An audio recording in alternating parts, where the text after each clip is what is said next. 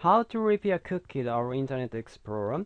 Internet Explorer is the most popular web browser tool distributed by Microsoft Windows. It saves browsing history by cookie when users browse web pages through robot search engine. Cookie is automatically saved when you upload something on the net.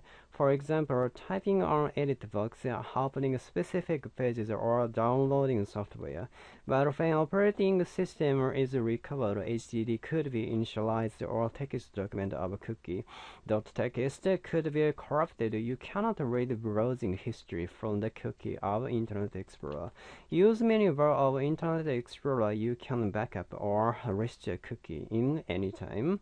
Open IE, select the file on the left of menu, select import and export, choose export for file, next.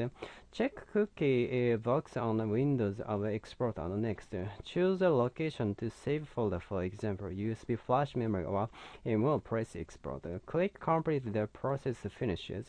You can import cookie over Internet Explorer anytime, but you might not set backup system in advance and all history might be deleted. Choose your computer, stop the HDD, ask a professional data recovery service center to repair inside.